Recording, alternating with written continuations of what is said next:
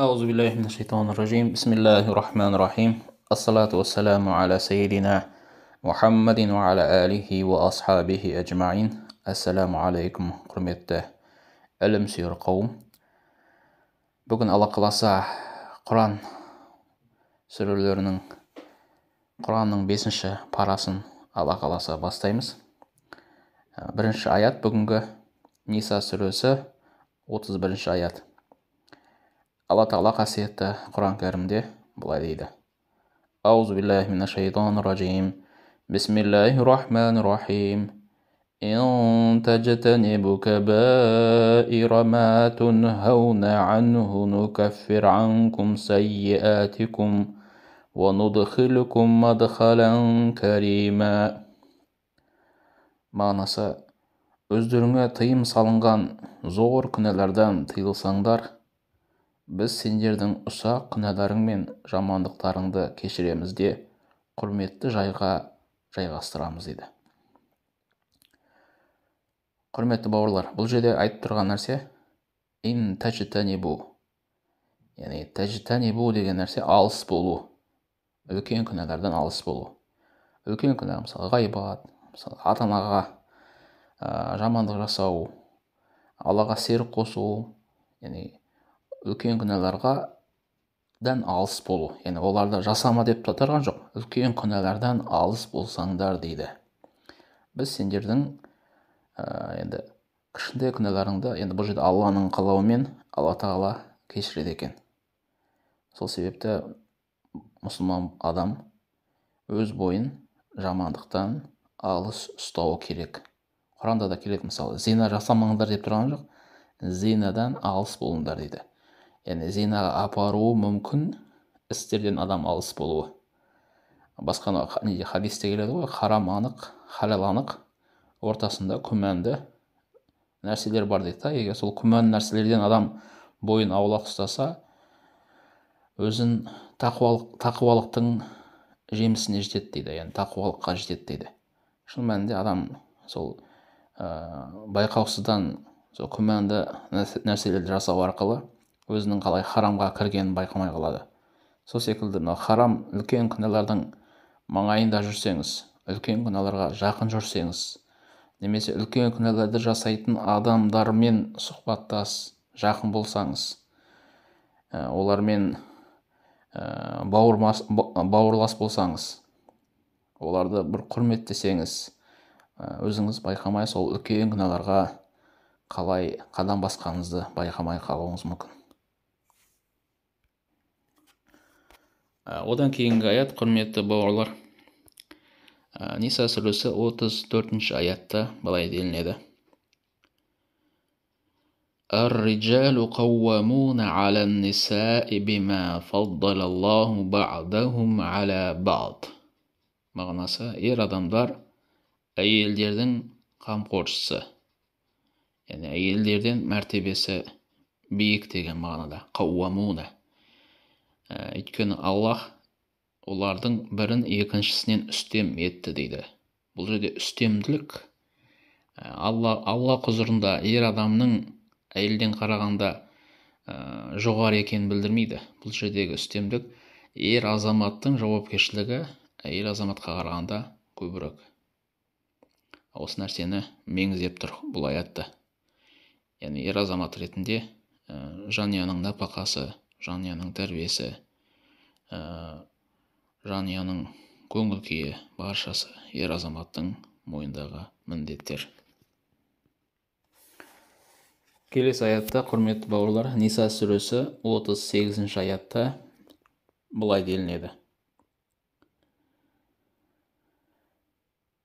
وَالَّذِينَ يُنْفِقُونَ أَمْوَالَهُمْ رِيَاءَ النَّاسِ وَلَا يُؤْمِنُونَ بِاللَّهِ وَلَا بِالْيَوْمِ الْآخِرِ وَمَنْ يَكُنِ الشَّيْطَانُ لَهُ قَرِينًا فَسَاءَ قَرِينًا. Мағынасы, құрметті бауырлар, олар байлықтарын мақтан үшін шашады, Аллаға және ақырет күніне сенбейді. Шайтанды дос тұтқандардың да күні қараң дейді. Яғни бұл жерде байлық деп тұрған нәрсе дүние мүліктерін шашқан кезде, дүние мүліктерін жұмсаған кезде көрсетіп істейді. Негізгі мақсаты Алланың разылығы емес, адамдардың алдында мәртебесінің жоғарылауы. Мынау ғалымдардың сөзінде келеді, пайғамбарымыздың саллаллаху алейхи вассаламның хадистерінің мағынасында келеді. Адамның бір жасаған адамның ниетіне қарай, адамның кішкентай бір амалы үлкен сауаптарға айналуы мүмкін дейді. Кішкентай бір амалы. Адам кетіп баратыңызда жолдан бір қағазды алып, қағазды алдыңыз, қарадыңыз, арабша жазулы тұр екен. Сіз арабша білмейсіз, оқи алмайсыз, бұл Құранның аяты болар деп жоғары қойып қойдыңыз. Алланың қалауымен сізді сол амалыңыз үшін Алла жәннатты нәсіп етуі мүмкін. Сол секілді үлкен мысалы медреселер, мешіттер салуыңыз мүмкін. Бірақ мақсатыңыз Алланың разылығы емес, мақсатыңыз адамдар мені жомарт деп айтсын, адамдар мені жақсы деп айтсын, адамдардың алдында беделді болайын, атағым шықсын деген секілді. Өйткені өткендегі аятта да айтты, атақты беретін Алла, атақты алып қоятын Алла. Сол үшін атақты біз адамдардан емес, атақты біз Алланың құзыретінен іздеуіміз керек. Егер Аллаға жағатын болса, Алла тағала біздің абыройымызды халықтың арасында өсіріп қояды екен, құрметті ағайын. Келесі аятта, бауырлар, Ниса сүресі 58-ші аятта былай дейді: Инна Аллаха я'мурукум ан туаддул аманати иля ахлиха ва иза хакамтум байнан наси ан тахкуму бил адл дейді. Мағынасы, құрметті бауырлар, өздеріңе тапсырылған аманаттарды Алла өз иелеріне қайтарып беруді бұйырады. Адамдардың арасында билік жүргізе қалған жағдайда әділетті түрде үкім шығаруды әмір етеді дейді. Бұл аятта, құрметті бауырлар, яғни Алланың біздерге берген аманатына ерекше жауапкершілікпен қарауды айтады. Қандай да бір қызметке егер тағайындалсаңыз, сіз сол тағайындалғаныңызға қуанасыз әрине, бірақ дегенмен де сол кетер күнді де ойлауыңыз керек. Мен қандай күйде бұл қызметті тапсырамын? Яғни мен бұл қызметті тапсырған кезде бұдан да жақсы күйде тапсырамын ба? Әлде керісінше бұл істі мен тиісінше атқара алмаймын ба? Яғни осы нәрсеге қатты бір мән беру керек. Өйткені аманат тапсырылғаннан кейін, аманат жүгі тапсырылғаннан кейін аманатқа қиянат жасамау керек. Және айтып тұрмын жерде ән-тахкуму, яғни адамдарға әмір еткен кезде, билік жүргізген кезде, бұл енді мынау үкім шығаратын басшыларға байланысты мәселе, әділ болу, қызметкерлердің арасында әділ болу, маңдай тері кепкенше оның ақысын беру, әр қызметкердің жағдайын білу, міне осы басшыға тағалатын міндеттер. Сол секілді әр қызметкердің бағытына қарай, әр қызметкердің қабілетін біле білу, көре білу, бұл да басшыға тағалатын бір қасиеттер. Келесі аятта былай деп айтылады. Ниса сүресі 78-ші аят.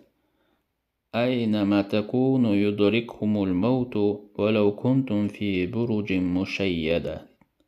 Мағынасы: қайда қашсаңдар да сендерге ажал жетеді. Тіпті биік бір мықты қорғандарға бекінсеңдер де дейді. Шынымен адамға ажал келген кезде, адамның бұл дүниеде ризық несібесі таусылған кезде, адамға бір кішігірім бір көрінбейтін бір бактерияның өзі ажалға апаруы мүмкін. Яғни адамның ажалы ол бір көрінетін нәрселерден болмауы мүмкін, көрінбейтін нәрселерден болуы мүмкін, ойламаған нәрседен болуы мүмкін. Адам денсаулығы жақсы болуы мүмкін, бірақ жол апатына, әртүрлі жағдайларға түсуі мүмкін. Сол үшін адам баласы әркез білу керек, дүние фәни, жүздегі сұлулық ол біраз уақыттан кейін қатпар әжімдерге айналады. Адам бәрібір қартаяды. Әлеуметтік желілерден байқаймыз, кезінде талайды тамсандырған жаңағыдай актерлар өзінің келбеттілігімен, сұлулығымен, мысалы Қазір қарасақ жаңағыдай кемпір шал, яғни ол да бір дүниенің бір фәнилігін көрсетеді шынымен. Ол былай адамның суретін қарап отырып, мысалы, осыдан бір 5 жыл бұрынғы түскен суретіңіз бен қазіргі суретіңізді қараңыз, айырмашылығы бар. Бұл дегеніміз адам бір фәнилікке қарай бет алып бара жатыр. Яғни адам бір таусылатын кезі бар, аяқталатын, сөнетін кезі бар. От қалай лаулап бастап жанған секілді, сөнетін секілді, сол секілді адамның да сөнетін кезі бар. Сол нәрсені біз ұмытпауымыз керек. Келесі аят, Ниса сүресі 82-ші аятта былай делінеді: أفلا يتدبرون القرآن ولو كان من عند غير الله لوجدوا فيه اختلافا كثيرا дейді. Мағынасы, неге олар Құрандағы ғибраттарға ой жүгіртпейді? Егер ол Алладан келген кітап болмағанда, оның ішінде көптеген қарама-қайшылықтар табылар еді дейді. Шын мәнінде Құран осыдан 14 ғасыр бұрын түссе де, осы уақытқа дейін ғылыми жаңалыққа, кез келген жағдайда тарихи деректерге қайшы келетін бірде-бір аят, бірде-бір сүре жоқ. Яғни бұның өзі Құранның ақиқаттылығының дәлелі. Яғни ғылым қарыштап дамып жатыр. Күнделікті, мысалы, жыл сайын бір жаңалықтар ашылады. Бірақ Құранда бірде-бір аятта осы ғылыми жаңалыққа қайшы келетін бірде аят жоқ. Керісінше, Құранда әртүрлі дәлелдер бар. Ғылыми осы жаңалықтарға қолдайтын, ғылымды қолдайтын. Сол үшін Құранды ашып оқысаңыз, осындай жайттарға, осындай мәліметтерге қол жеткізесіз. Өйткені Құран еш уақытта қартаймайды. Ғылым заман жаңарған сайын Құранда жаңара түседі. Құранның да жаңа қырлар ашылып жатыр. Біз білмеген, біз түсінбеген. Ол қазіргі ғылыми жаңалықтар ашылған кезде ғана ол аяттардың түпкілікті мағынасы енді ашылып жатқан қаншама аяттар бар. Әлі де көптеген аяттар бар. Бұлай бір қараған кезде мағынасы болуы мүмкін, бірақ дегенмен де түпкілікті мағынасы ашылмаған құпия аяттар да әлі де бар.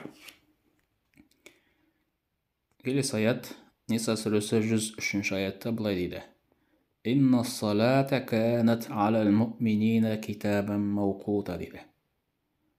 Ақиқатында мұсылмандар үшін намазды өз уақытында оқуды міндет еттік дейді. Яғни міндет етілді дейді. Яғни әр намаздың өзінің уақыты бар. Алла Тағала бір күнде 5 уақыт намазды парыз еткен. Әр намаздың күннің шығуына, күннің батуына қарай оқылатын уақыттары бар. Бұның өзі қарап отырсақ, мұсылман адамның уақытты, жалпы өмірді қаншалықты құнттау керек екенін, бағалау керек екенін бір көрінісі, бауырлар.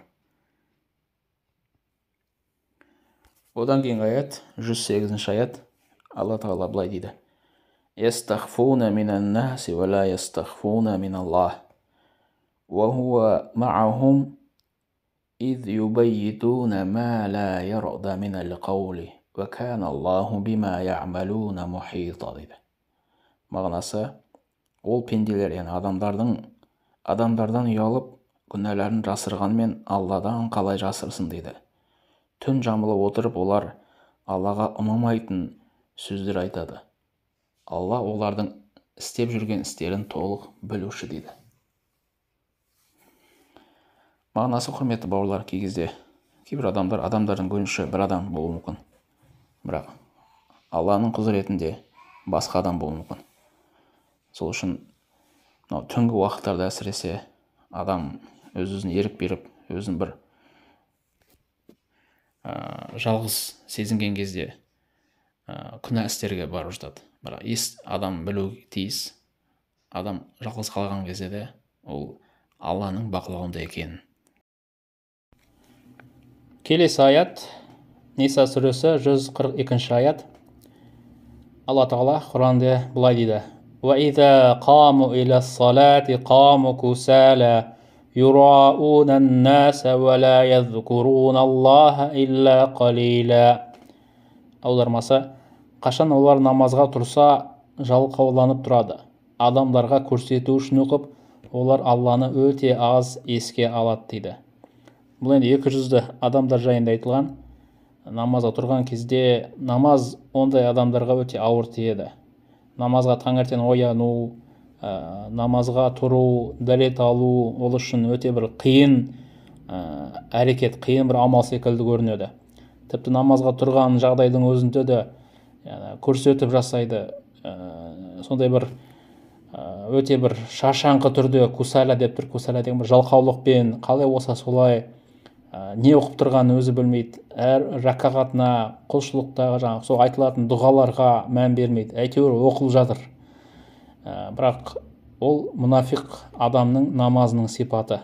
Алла тағала бізді одан сақтасын.